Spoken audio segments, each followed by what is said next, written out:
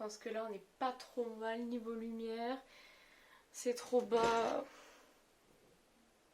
J'ai dit que c'était trop bas alors que c'était trop haut. Et si je l'allume pas aussi hein. Ça alors?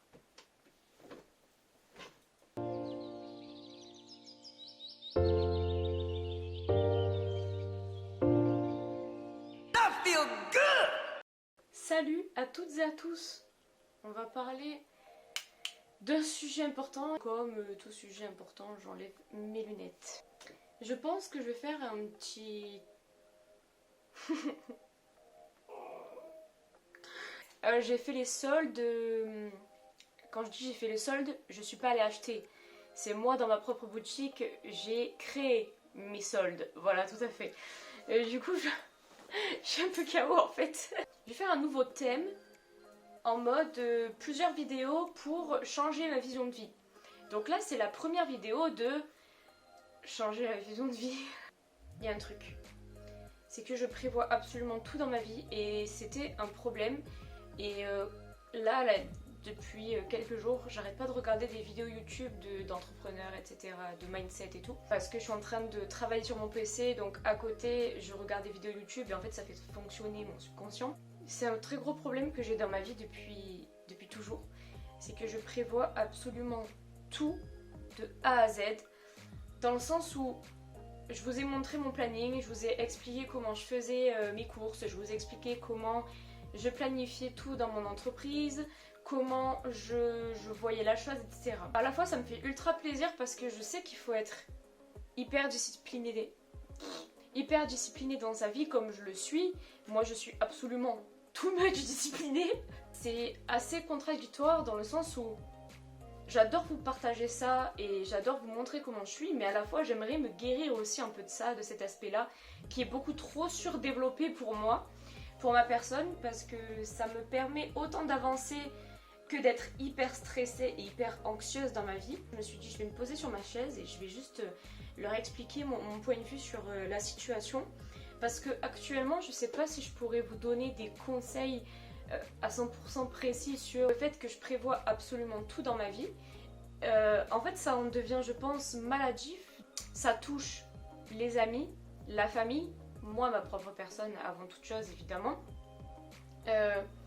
mes loisirs, toutes les activités que je vais faire, ma micro-entreprise et en fait tout jusqu'à ma mort. En fait je pense que c'est très relié à la peur de la mort, sachant que je veux planifier un maximum de choses.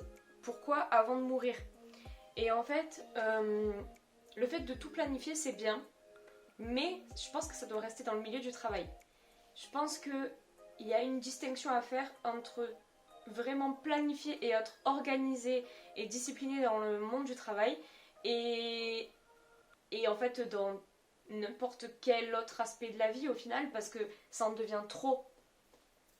Quand ça en devient trop, ça impacte les autres. Et je le vois vraiment dans mon couple, c'est que je prévois absolument tout, trop. Lui, comme c'est quelqu'un de très indépendant qui aime être seul, moi je suis très indépendante, mais pas émotionnellement. Ce qui fait que ça fait une balance assez négative des fois, dans le sens où je suis hyper disciplinée, lui il est moins. Je suis indépendante mais pas émotionnellement et lui il est très indépendant. Et du coup comment faire pour remonter ce côté là? Je suis obligée de moi-même faire des compromis sur faire attention à ma discipline, à comment j'organise les choses et comment lui il interprète les choses. Donc lui il a un effort à faire là-dessus. Il faut garder tout ce côté linéaire et c'est super dur en fait de garder un côté linéaire dans un couple, c'est impossible. Donc je travaille là-dessus en fait depuis des années, pas forcément que à cause du couple, mais c'est le couple qui m'a fait prendre conscience de beaucoup de choses, y compris cet aspect-là de ma personnalité. Beaucoup de mes connaissances, slash amis, slash entourage me le disent.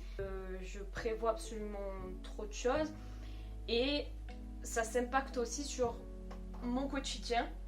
Ça en arrive même à, quand je parle à une personne, je prévois déjà ce que je vais faire après et du coup je suis pas à 100% dans la discussion, ben, la personne elle te regarde, elle dit mais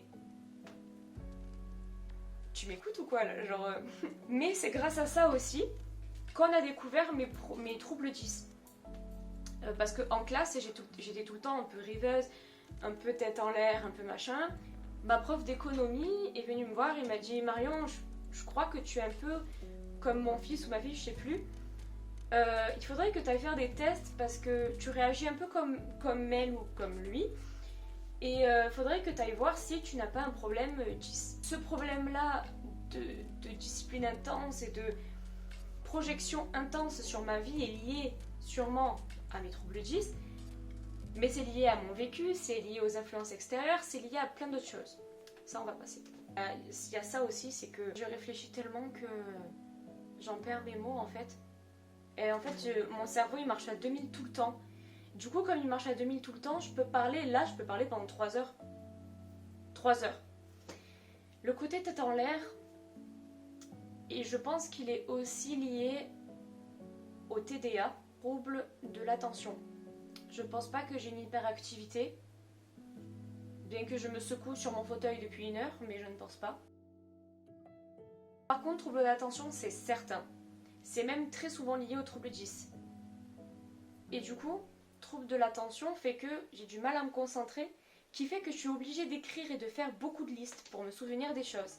Ce qui fait que ça m'aide dans mon quotidien pour programmer les choses, pour que j'y arrive en fait tout simplement.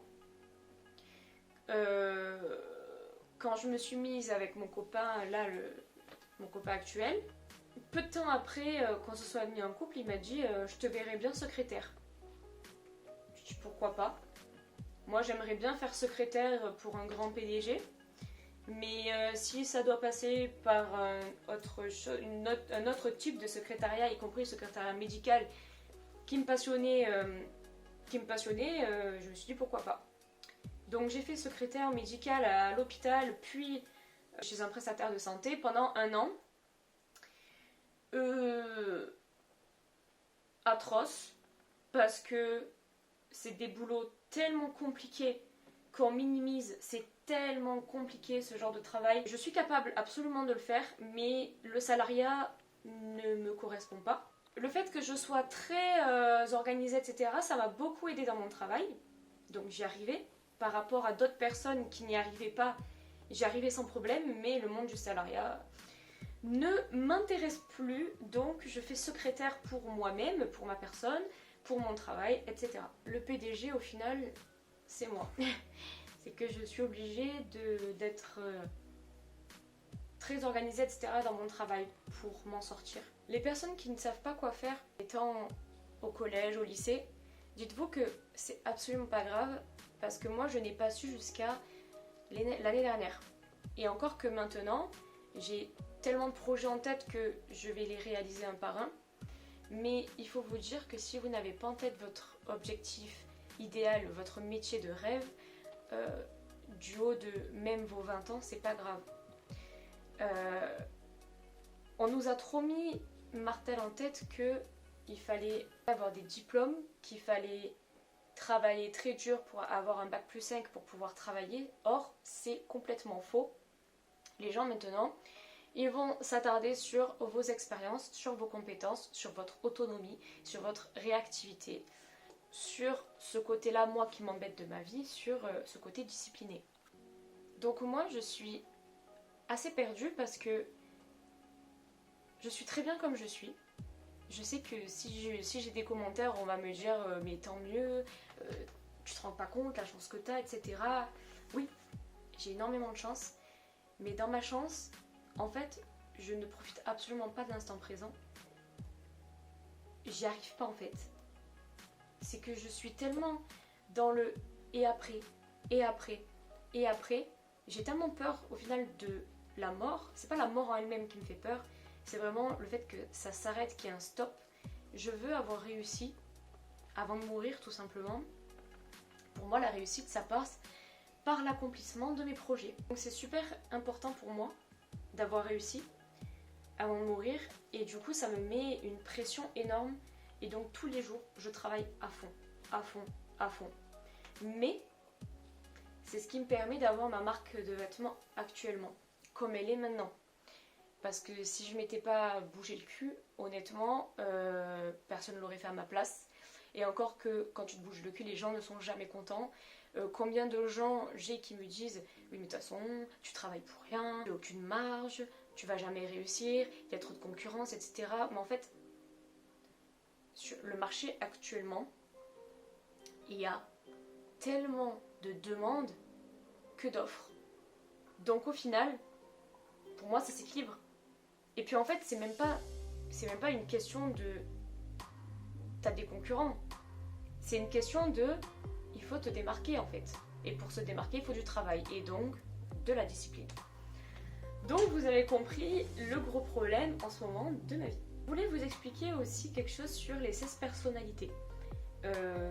C'est un test scientifiquement valable, on va dire. On recense 16 personnalités différentes. Moi, je suis protagoniste. Vous pouvez lire ici le protagoniste, comment il est. Je vais me décaler, comme ça vous voyez ma tête aussi. Voilà. Donc vous pouvez voir le protagoniste, comment il est. Et honnêtement, je suis d'accord à 100% avec mon profil. Vous pouvez même aller voir dans plus d'infos en bas. Il y a tout en anglais, mais vous pouvez traduire évidemment avec Google, avec l'extension. Donc voilà, je vous laisse regarder votre profil, faire le test et dites-moi en commentaire ce que vous êtes parce que je suis grave intéressée par tout ça. Et je trouve que les personnes qui l'ont fait de ma famille, de mes amis et mon copain, ça y ressemble énormément. C'est hallucinant. Ça pourrait vous aider éventuellement aussi à voir un peu plus clair concernant votre travail, concernant vos relations, comment vous fonctionnez, etc. Je pense que c'est hyper important en fait de comprendre d'où on vient, de comprendre comment on est devenu comme ça et de comprendre notre fonctionnement pour réussir. Moi je sais que je suis à 100% dans mon travail tous les jours. Mes potes arrêtent pas de me dire « Marion, stop, t'en fais trop ». En fait j'en fais jamais assez. Je pense que j'ai le syndrome un peu de l'objet brillant parce que j'ai toujours des projets en tête. Là honnêtement, si ma marque de vêtements marche à 300% comme je veux avant l'année prochaine, il y a moyen que je réalise 2-3 objectifs de gros projets derrière. Je vous en parlerai un peu plus dans d'autres vidéos. Au fil de mes vidéos, je vous explique un peu plus comment je vois les choses.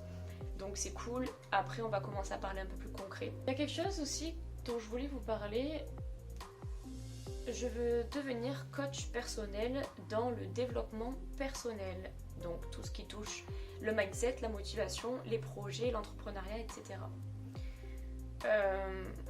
J'aurais pu faire coach de crypto, mais j'avoue que là, actuellement, bon, les marchés sont bas, donc c'est le moment d'acheter. Mais par contre, en ce moment, à 100% dans la crypto, j'ai d'autres choses à faire. Le problème étant que, petit 1, je n'ai pas encore 25 ans, je n'ai même pas encore 24 ans d'ailleurs, hein, j'arrête de me vieillir. Donc c'est très très compliqué à l'heure actuelle de dire à quelqu'un de 45 ans avec leur point de vue et leur vision du monde d'avant, je vais changer votre vie, j'ai 23 ans. En termes d'ego, en termes de tout ce que vous voulez, ça ne marche pas. Il faut faire ses preuves, il faut avoir de l'expérience, il faut avoir des retours clients, il faut avoir une certaine reconnaissance des gens. Pour avoir cette reconnaissance, je travaille sur ma chaîne YouTube, je travaille sur ma marque de vêtements. Je travaille sur mes réseaux sociaux, sur Insta, sur TikTok, sur Twitter, sur absolument tous les réseaux. Avant de me faire un nom, avant de faire ce genre de choses, et un projet après l'autre, vu que j'organise énormément tout, chaque projet en son temps. J'essaie de me réguler, il faut savoir que c'est extrêmement frustrant pour moi de me réguler. J'ai besoin de faire 300 milliards de choses à la fois. Je travaille sur mon PC, je joue à TFT en même temps, je regarde la télé en même temps et je gère mes réseaux sociaux en même temps. Beaucoup de personnes me diront « Mais t'es complètement malade, comment tu fais? Ça ne marchera pas, il faut que tu te concentres sur une tâche à la fois. » Mon cerveau est constitué différemment et donc j'ai besoin de me concentrer sur différentes choses pour me concentrer sur une chose au final et de faire d'autres choses avec mon subconscient. Donc voilà. Pour conclure, je pense que je me connais assez bien, je sais ce que je veux, je sais ce que je vaux, je suis très très loin d'être la personne que je veux être. prochainement, dans ma vie future. Future assez proche, je l'espère, parce que j'y travaille quotidiennement. Mais je sais que je suis une personne ultra intéressante, mais pas beaucoup d'ego. Je ne me vante absolument jamais sur ce que je fais. Je parle de ma marque parce que j'en suis fière, mais je ne me vante pas. Une grosse différence entre les deux. Et aussi, ce que je voulais vous dire, c'est que je ne procrastine absolument pas. C'est ma hantise de procrastiner. Il y a un petit chat. J'organise, je fais des listes. J'ai des notes sur mon téléphone, j'ai des notes sur mon téléphone en couleur, sur Google Keep, sur les notes, j'ai des notes sur mon emploi du temps, je fais un emploi du temps écrit, j'ai même des post-it là dans ma chambre un petit peu partout, je sais où je vais. Ça m'aide en fait, ça me consolide. Est-ce que c'est une excuse? Est-ce que c'est une face cachée? Je ne pense pas. Par contre, est-ce que ça me freine? Oui, ça me freine énormément dans ma vie personnelle. Par contre, dans ma vie pro, ça me fait avancer. Donc il faut trouver, je pense, un juste milieu entre tout ça. Comment trouver le juste milieu? Malheureusement, pour l'instant, je travaille absolument que au mental. Que au mental. Donc j'espère que vous trouverez des solutions pour moi. Je suis là. J'aimerais vraiment trouver vos solutions. Pourquoi pas partager et parler avec vous sur ce genre de solution. Il n'y a pas de problème, je suis ouverte à tout. Là, c'est une longue série de je change ma vision du monde. Et sur cette courte vidéo, je ne sais pas, je vous dis à une prochaine vidéo, dans pas longtemps, je l'espère.